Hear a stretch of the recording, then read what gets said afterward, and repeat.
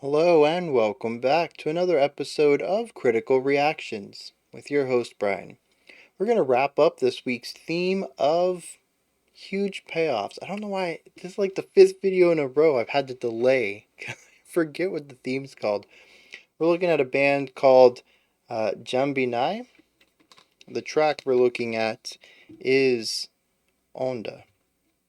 I think we've looked at them before, but I think it was a live stream. But regardless, I have no idea what we're in store for. I don't have anything tied to this name. So let's dive into it, see what's going on.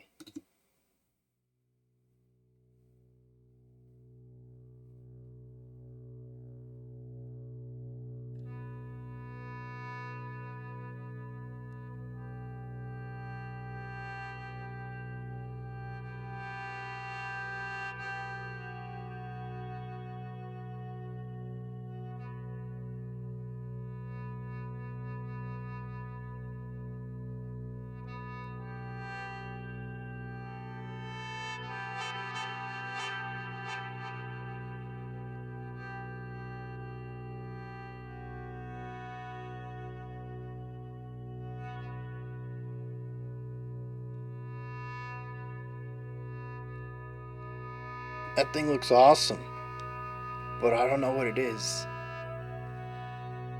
I think we've seen it before, and I think someone told me, but I've completely forgotten.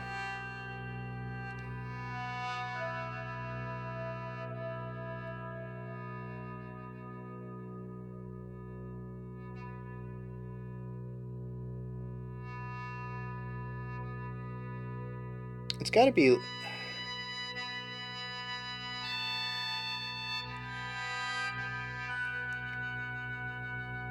There's gotta be some sort of airbag though, right? Because that drone hasn't let up at all.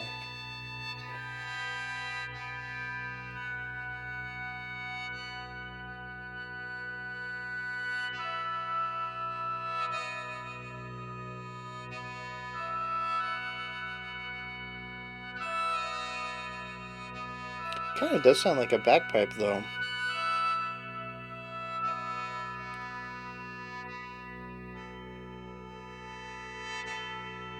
Very cool, nonetheless though.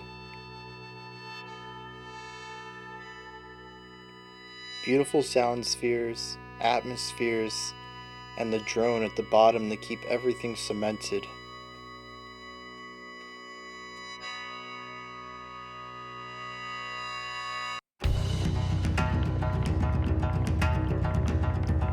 Okay. Okay, that set the mood for this.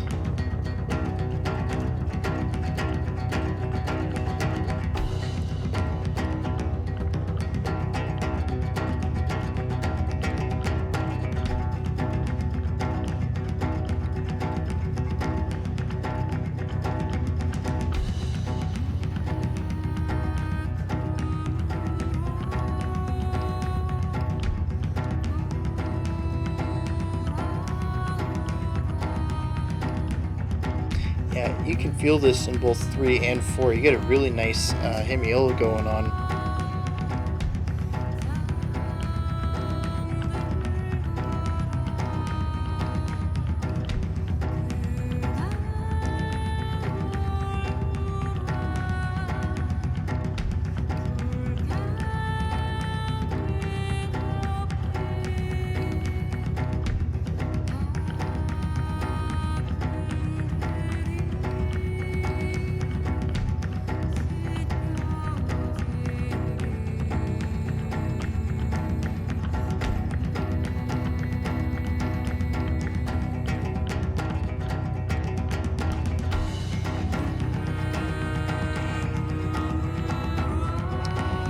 Really taking their time with this too.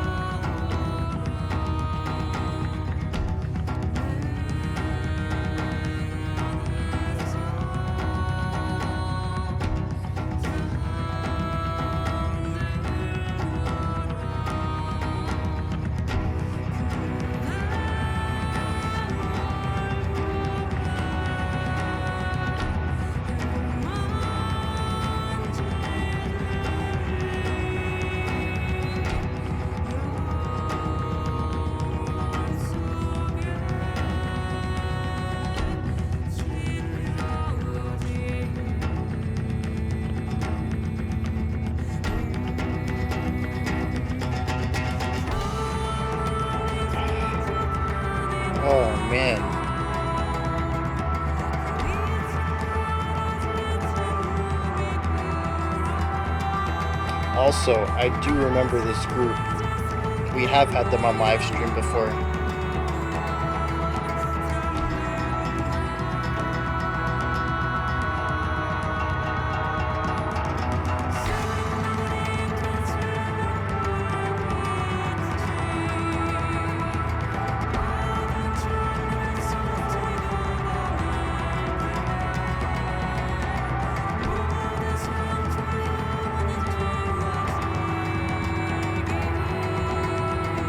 With the vocals here, it's really easy to feel that 4 while our plucked string there. Actually, it's not a plucked string, it's got the triangle. Can't think of what that's called either.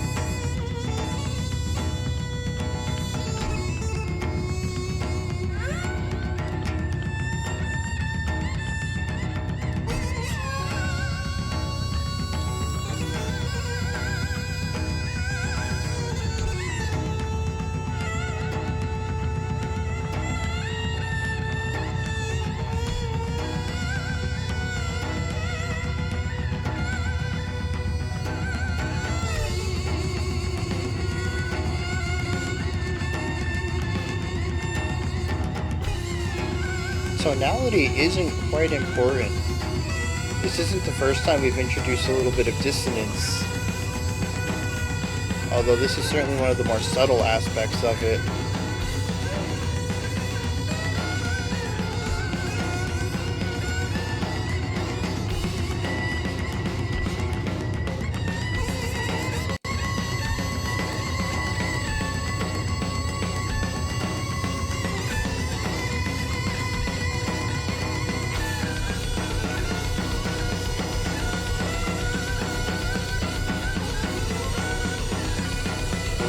Taking all of this tension.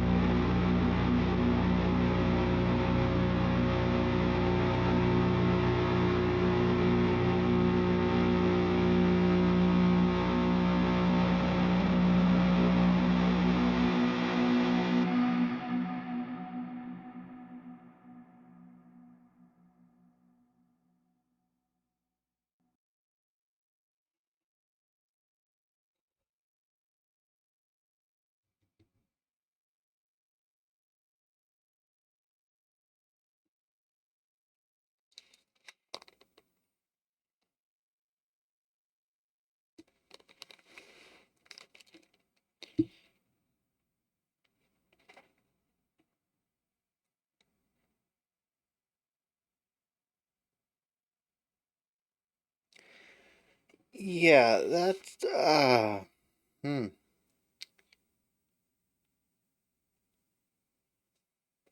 I think that's going to be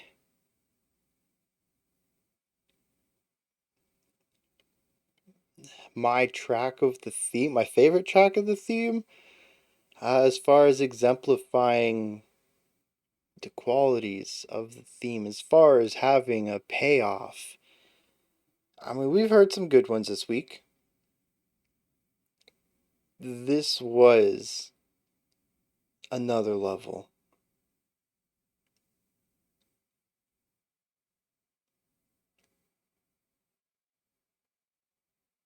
And I think it's important too to note that while I think the payoff was well worth it, I was kind of bored with our opening 6.5 or 7 minutes here.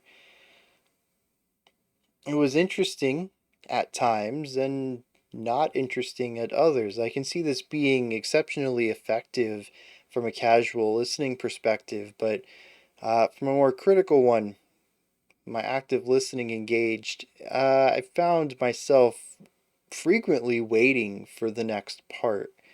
It really wasn't until we had the rising intensity just a half a minute before we hit our outro where I began to sort of disengage that active listening side and just began to listen on a casual level, really curious what's coming next, not because I want to dig into it, but just because I want to know where they're going. I'm you have me. You have your hooks in me. Drag me where we're going. I'm ready to get there. Um, and where we went, I was not ready for. There was a moment in there I honestly thought I was just gonna start bawling. I really did. I could feel the tears welling up, and then they changed chords and they went to something else, and it just that feeling just kind of faded a bit. And I think I don't know if you guys could have seen, but my eyes were watery. Uh, never actually teared up out of it, but I really thought I was gonna lose everything, just complete composure loss, because that was that was an outro. So let's talk about it. To me, the song exists in three parts. We have our intro solo, we have our slow burn, and we have our post metal outro. I don't know what to call it. It's fuzzy and aggressive. I mean, it's a very metal outro for not really having much metaliness going on. We'll talk about that in a bit, though. Our intro solo, I dig it to a point. It certainly feels a bit meandering, a bit long. The song is about engaging with atmosphere, so I might have just been in the wrong mindset at that point. I'm curious about the instrument. I'm going to look up the lyrics later, as usual, and I think I'm going to take a look at the names of the instruments and kind of pass that info along if I can easily figure that out. A lot of this looks like folk instrumentation for their region. I don't know what country the band comes from. Suppose that'll be another thing I look up. But they definitely look like folk instrumentation, and I'm just not familiar with much of this, so it'll be a nice learning experience for me. The dulcimer esque picked instrument, I think, is the only thing that I recognize, and I just can't remember the name of it. But whatever the flute was, and that the pipe instrument at the beginning, and the bowed I have no idea what any of those are. So it'll be really fun to get into. But we start off with this piped instrument, and I wager there's some sort of airbag component to it because the mouthpiece is enormous. I'm going off of brass right here. I've played a tuba. I think that's the biggest mouthpiece I've ever played. Um, and it is it is tough to do circulatory breathing with that. And this mouthpiece is even bigger, it requires more air. Um, so I'm kind of curious because there is that drone that sits in our bass note through the whole thing. Um, and even without the drone, it feels like there's always some sound coming out. So either A, there's an airbag in here that holds air and pushes it through all the pipes, and your job is to keep it full so you can have this continuous stream, or B, this is some phenomenal circulatory breathing going on here. Um, and I suppose I'll figure out which of those situations it is later when I look up the instrument. But um, yeah, there's constant music. We have a drone. We have ever changing chords on top of that. It creates some very visceral soundscapes. Some of the atmospheres end up being a bit more tenser as dissonance is baked into this. Not every chord that is played, not every grouping of notes is completely consonant. And so we have an opening to the track that is somber and tense and anxious and beautiful all at once. And just dwelling in this for 2 minutes long, maybe a little more, a little less. I wasn't looking at the counter then, so I couldn't tell you. But it just ends. Almost as if to say, Chapter 1, Finn. Chapter 2. And we begin anew, completely different this time with our picked man, what is that? Like the guitar picks are like tiny, right? They fit like in your fingers, but this is a giant, almost like a some sort of a paddle. It has a handle and it comes out and you use your thumb to create like a it's almost kind of like an extension. I can't remember what it's called though. What the picking device or the instrument's called. But we have this creating these very thick accented hits, juxtapose lighter hits, and it creates this bounciness in the rhythm. And the difference between the accented notes and the unaccented notes is pretty large as far as volume and impact go, but it creates this nice underlying rhythm. We also have the guitar coming in here, providing some atmosphere, chords, a little bit of movement, and the drums. The three here provide a foundation that we will expand upon later, but for now are the foundation for the vocal melodies that sit above this and just have these beautiful elongated notes. Long, held out notes with beautiful use of minimal vibrato on them. I have no idea what's going on here. There's these really neat passing tones where we need to get from this note to that note, and we'll dip down to hit a lower note, hit an intermediate note, and then come back up, all in the span of like a few 16th notes. Really beautiful runs throughout. Um, it's all gorgeous. We sit in this for a while. I don't think that anything really changes. There might be some nuance changes, volume rises and falls. Um, I know that there's a couple of rhythmic things that change on the. I really wish I knew the name of this. I'm going to pause for a second. No, I'm in the middle of an idea. I can't pause. The heavily picked instrument, though, there are some rhythmic changes in there. Where sometimes we have triplets and sometimes we have these longer tuplets. I don't know what they are, but it is a rhythmic juxtaposition that exists over several bars. And so there are, these rhythmic changes I picked up on. There's some dynamic changes, but for the most part, the music is all very similar. It really is about the slow burn, about fully involving yourself in the sounds. Um, and there's also the polyrhythmic stuff going on, or polyrhythmic, where I counted out the three that the heavily picked instrument was showing, and then the four that we can feel on the drums and more specifically the vocals. And it creates this nice hemiola effect, which is 2 against 3 polyrhythm that works really well. Well, it's not hemiola, it's technically 6 against 2, so it'd be 3 to 1, which isn't hemiola, but it feels similar. And oh yeah.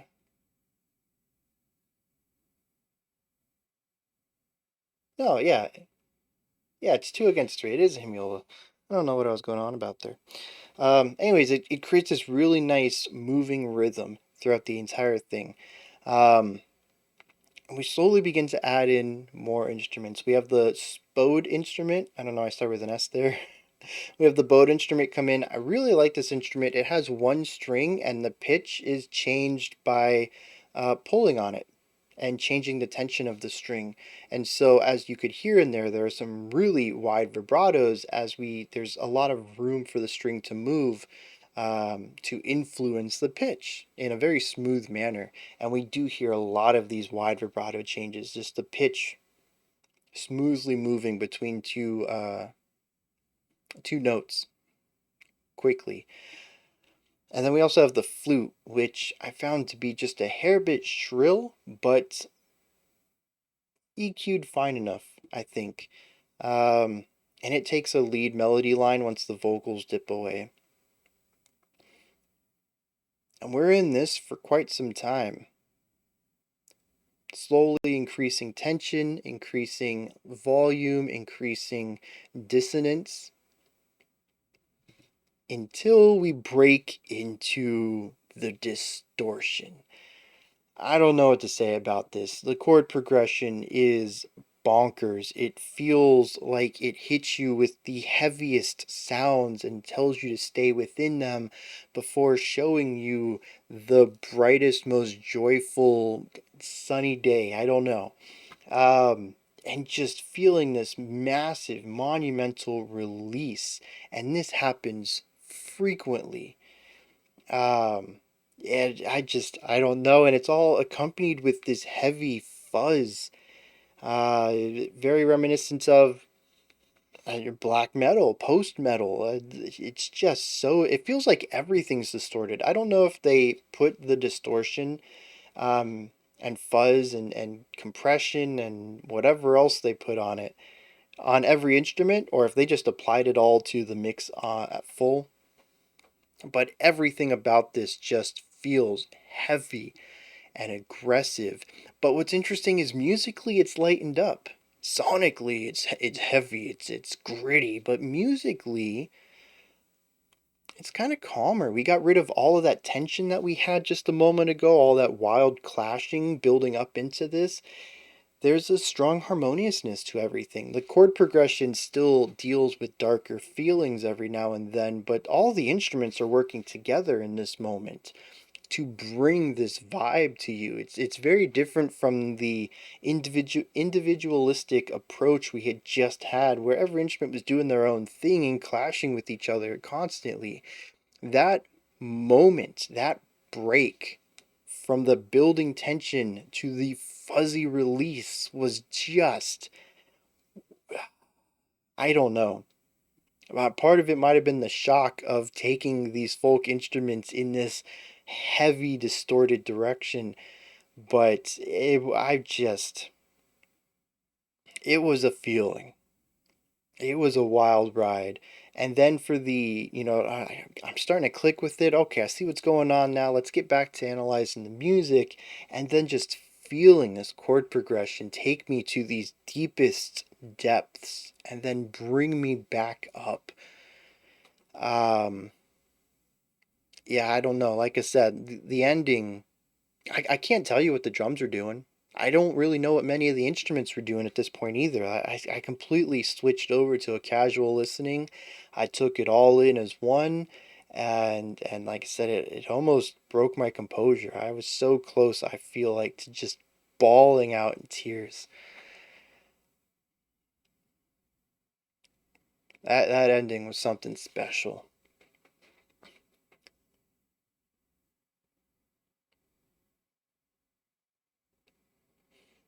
I think that's about all. I mean, that's what the song is, right? Our intro, which feels wholly separate from everything else. The introduction to the theme, creating variation on it, the build up intention into the outro, which is release but still wait. And I don't know what that's supposed to mean.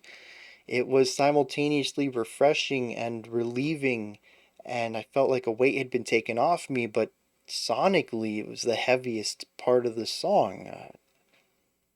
Interesting. I don't know what it all means. I know my experience was rather profound, though. Just, and like I said, I was kind of bored through some of it. I was just like, when are we moving on? When are we get to the next part? But the ending was totally worth sticking around for it. And now that I know it's coming, I would love to give it another shot and, understand why they chose to do these things and stick with them for as long as they did. And how any of it informs the shift at the end. Oh, there were vocal harmonies too. They were gorgeous. Not a lot of them, but we got them. Yeah, I don't think I have anything else to add. I mean, if we look at individual instruments, we're just going to find a lot of repetition of like 1 to 2 bar phrases. It's simple on the ground level. The complexity comes when you put it all together. And I think we have already explored all that. I'm going to take a second, like I said, I'm going to look for some lyrics. I'm going to look up instrument names. I'm going to do a little bit of, I'll be a teacher up here. We can all learn the instrument names together. Um, and then we'll hit the lyrics and get out of here. Alright, so I couldn't find any lyrics for this one. I checked my usual places. I even did a web search hoping somebody's got it, but no. So we're just going to look at some instruments real quick, then we're going to wrap this up. So this one that I liked, the vocalist played, was the single string one that's bowed. It's called a hajiam, and that's exactly how it works. There's one string, you change the tension on it by squeezing it against the spine of the instrument. Then you use a bow to get sustained vibrations out of it.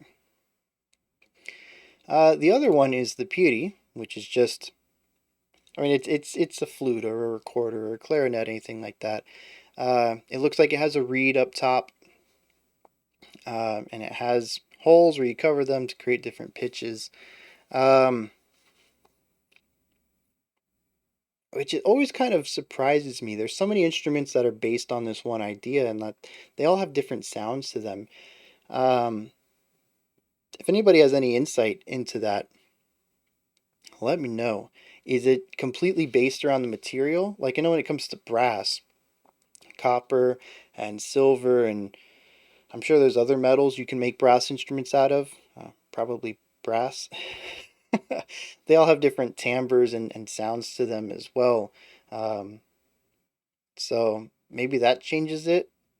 But I mean, this feels very, to be a little stereotypical, it feels very Eastern. Its sound. It's very different from a flute or a clarinet, which are constructed in a similar way. I mean, the flute doesn't have a reed, but very interesting. This is the one though, Chomongo. This thing is interesting. 11 strings, and it is massive. I mean, you looked in the video, she had the one side, I think, resting on her leg, and the other one was on another chair. The thing is just ridiculous. It is huge, but it also has a ton of range. I was reading that in the Wikipedia because of it, and they're 11 string too, so very interesting. So there we go. We got to learn a couple of instruments here. I suppose that's gonna wrap this up. Like I said, I couldn't find any lyrics. So I don't know particularly what what the beginning of our B section was going on about. I'm kind of curious though, given how affecting the music was, what themes they're exploring lyrically to go along with that. Because I mean, that was a ride. Anyways, those are my thoughts on what is this track? Ondo? Onda by JAMBINAI. Let me know what you thought of this one. Give me your comments, your perspectives, if you have a completely different way of seeing it. If you felt the same way I did on that final section, put all that stuff down in the comment section. Above that, in the description box, you'll find a link to Linktree, It'll take you to this menu right here. You can find links to my music, ways to support the channel, link to the Discord server, and so much more. Above that, if you could, like, subscribe, and ring the bell. I greatly appreciate all three. No more videos today. I'll be back tomorrow though, 5 p.m. Eastern Standard Time, 9 p.m. UTC as usual. We're going to look at some new tracks that came out this week. And then Saturday we'll also have theme thoughts. We'll do theme thoughts Saturday morning, and Saturday evening. All of this EST, of course. I'll drop the album review for this week. So until next time, remember to be critical, not cynical, with the music you listen to, and have a fantastic morning, afternoon, or evening.